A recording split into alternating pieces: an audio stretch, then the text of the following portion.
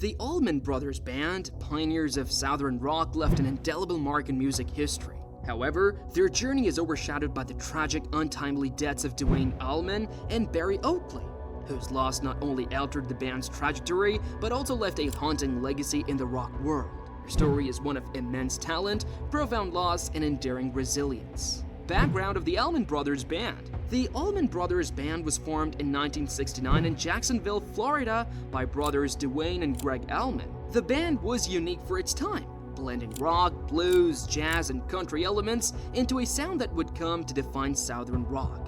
Duane Allman, a gifted slide guitarist, had already made a name for himself as a session musician at Fame Studios in Muscle Shoals, Alabama, before forming the band. Greg Allman, the younger brother, was the band's primary vocalist and keyboard player, contributing to the band's soulful sound.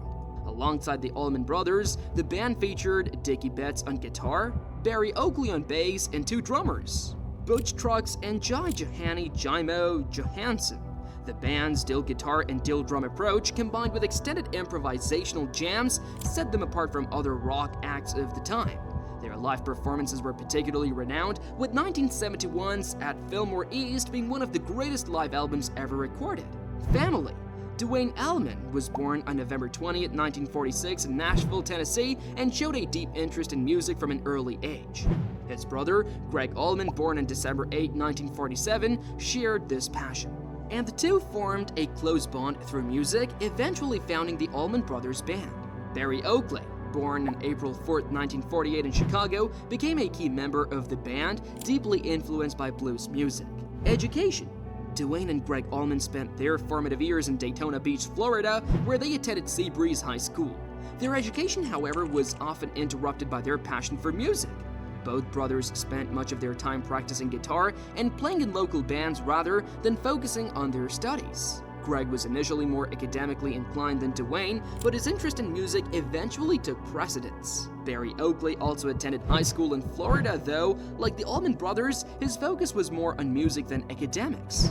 The three musicians were largely self-taught, learning their craft through hours of practice and playing live shows. This hands-on education in music would prove to be more valuable than any formal schooling, as it laid the foundation for their careers in the Allman Brothers Band. Professional career. The Allman Brothers Band's meteoric rise was driven by their distinctive sound and the exceptional talent of their members, especially Duane Allman, and recognized as one of the greatest guitarists of his generation.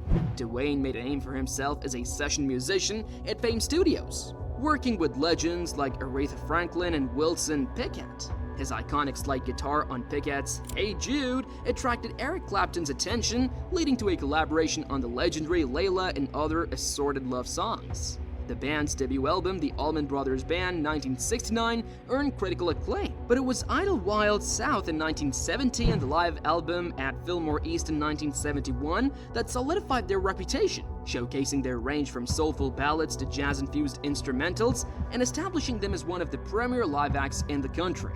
Tragic last minutes. The tragic events that would forever alter the course of the Allman Brothers Band began on October 29, 1971. Duane Allman was riding his motorcycle, a Harley-Davidson Sportster, in Macon, Georgia, where the band had relocated. He was on his way to visit the band's big house, where they often gathered to ride and rehearse. As Duane approached an intersection on Hillcrest Avenue, a flatbed truck carrying a crane began making a left turn in front of him. Unable to avoid the truck, Duane attempted to swerve but struck the rear of the flatbed.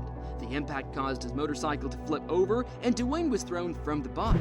He sustained several severe internal injuries, including a ruptured spleen, and was rushed to the hospital. Despite the efforts of the medical staff, Duane Allman died several hours later on October 29, 1971, at the age of 24. The band was devastated by the loss of their leader and primary creative force. Duane's death left a void that could never truly be filled. However, the Allman Brothers Band decided to carry on, determined to honor Duane's legacy by continuing to make music. Tragically, almost exactly 1 year later, on November 11, 1972, the band would face another devastating loss. Barry Oakley, the band's bassist and one of Duane's closest friends, was also involved in a motorcycle accident in Macon. Oakley was riding his Triumph motorcycle just a few blocks from the site of Duane's accident when he collided with a city bus. Like Duane, Oakley was thrown from his bike and suffered severe head injuries. Despite being in obvious pain, Oakley initially refused medical treatment, insisting that he was fine. He was eventually taken to the hospital, but died from his injuries several hours later. Investigation. In both cases, the official investigations concluded that the accidents were unfortunate coincidences. Duane Allman's accident was ruled as an unavoidable collision, with no fault attributed to either Duane or the truck driver. Witnesses confirmed that Duane had been driving at a moderate speed and had attempted to avoid the truck but was unable to do so in time.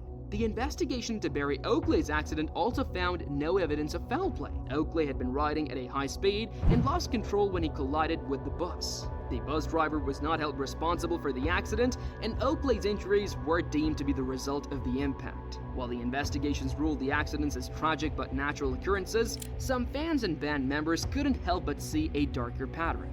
The proximity of the two accidents, both in time and location, led to speculation that the band was cursed. This idea was further fueled by the band's ongoing struggles with substance abuse and the pressure of fame, which some believed contributed to the accidents. Aftermath. The deaths of Duane Allman and Barry Oakley deeply affected the Allman Brothers band, leaving them at a crossroads.